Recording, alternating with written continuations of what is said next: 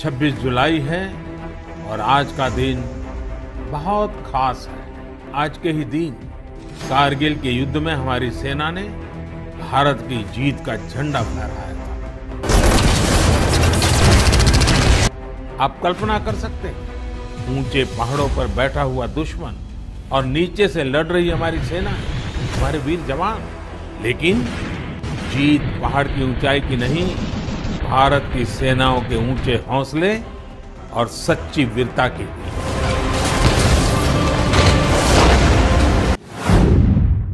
जब कभी भी हमारे देश की स्वतंत्रता, सम्मान और रक्षा की बात आती है तो हमारे मन में ऐसे कई वीरों के नाम आते हैं जिन्होंने भारत के लिए सब कुछ न्यौछावर कर दिया।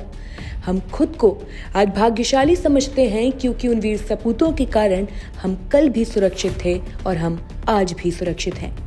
वहीं जब कभी 1999 के कारगिल संघर्ष की बात उठे तो उस वीर शख्स की तस्वीर आंखों के सामने आ जाती है जो कहा करते थे, अगर मौत मेरा शौर्य साबित होने से पहले मुझ पर हमला करती है तो मैं अपनी मौत को ही मार डालूंगा।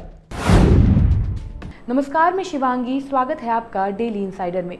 सबसे पहले आप सभी को कारगिल विजय दिवस की ढेरों शुभकामनाएं। और इसी मौके पर आज हम आपको उत्तर प्रदेश के सीतापुर के रहने वाले मनोज पांडे का कैप्टन मनोज पांडे तक के सफर से रूबरू करवाएंगे। उत्तर प्रदेश के सीतापुर जिले में रुधा नाम का एक गांव है। मनोज का जन्म इसी गांव में हुआ था। 25 जून 1975 को गोपीचंद पांडे के घर एक शूरवीर ने जन्म लिया। गोपीचंद पांडे और उनकी पत्नी को इस बात का बिल्कुल भी एहसास नहीं था कि कुछ सालों बाद उनकी पहचान उनके बेटे के नाम से होने वाली है। बचपन के कुछ साल वो अपने गांव में ही रहे। बाद में उनका परिवार रहने के लिए लखनऊ आ गया। मनोज पढ़ने में तेज थे, इसलिए उनको आर्मी स्कूल में दाखिला मिल गया और भारतीय सेना में आने के लिए उन्होंने खुद को तैयार करना शुरू कर दिया। 12वीं की परीक्षा पास करते ही वो एनडीए की परीक्षा में भी सफल रहे।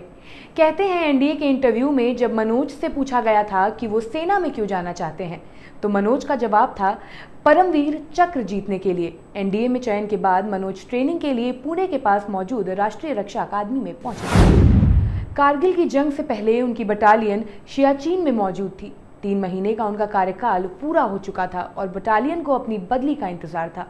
बटालियन सारा सामान बांधकर रवानगी के आदेश का इंतजार कर रही थी। तभी अचानक आदेश आया कि बटालियन को कारगिल में बटालिक की तरफ बढ़ना है। वहां से घुसपैठ की खबर आई थी। कैप्टन मनोज की मनचाही मुराद अब पूरी हो गई थी। मनोज पांडे ने आगे कारगिल के कई ऑपरेशन को लीड किया है और करीब 2 महीने तक चले ऑपरेशन में कुंकरथोंग, जुबरटॉप जैसी कई चोटियों को विरोधियों के कब्जे से आजाद कराया। 3 जुलाई 1999 को खुलाबार चोटी पर कब्जा के इरादे से आगे भारत 3 जुलाई 1999 को खालूबार चोटी पर कब्जा के इरादे से आगे भारत माता का ये वीर आगे बढ़ा। 3 जुलाई 1999 को खालूबार चोटी पर कब्जे के इरादे से भारत माता का वीर आगे बढ़ा। वो कुछ दूर आगे निकले ही थे कि विरोधी को उनके आने की आहट हो गई। पाकिस्तानी सेना के सिपाही ऊंचाई पर थे। उन्होंने मनोज पांडे की यूनिट पर पहाड़ियों से छिपकर अंधाधुंध गोलियां बरसाईं। मनोज पांडे के अपने साथ साथ अपनी यूनिट को नुकसान पहुंचाने से बचाना था। मनोज ने बड़ी चालाकी से अंधेरा गहराने का इंतजार किया। अंधेरा होने के बाद अपनी टीम को 2 अलग अलग रास्तों से विरोधी की तरफ बढ़ने को कहा। उनकी रणनीति काम कर गई और विरोधी उनके जाल में फंस गए। परिणाम स्वरूप मनोज ने विरोधियों के बंकर उड़ाने शुरू कर दिए। पाकिस्तानी आतंकी कुछ समझ पाते इससे पहले मनोज पांडे ने एक के बाद एक 3 बंकर जमींदोज कर दिए। इस दौरान आतंकी हमले में वो गंभीर रूप से घायल हो गए। उनके कंधे पर गंभीर चोटें भी आई थी।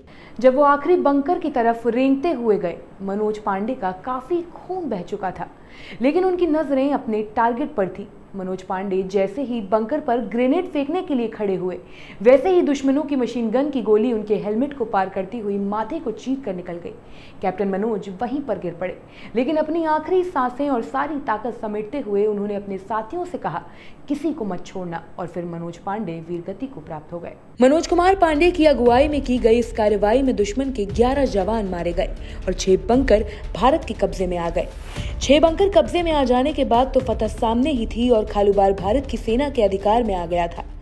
आंखें बंद करने से पहले मनोज पांडे खालूबार पोस्ट पर तिरंगा लहरा चुके थे। इस अद्वितीय वीरता के लिए कैप्टन मनोज कुमार पांडे को मरणोपरांत परमवीर चक्र दिया गया। 26 जनवरी 2000 को तत्कालीन राष्ट्रपति के.आर. नारायणन ने देश का सबसे बड़ा वीरता सम्मान परमवीर चक्र मनोज पांडे के पिता गोपीचंद पांडे को सौंपा।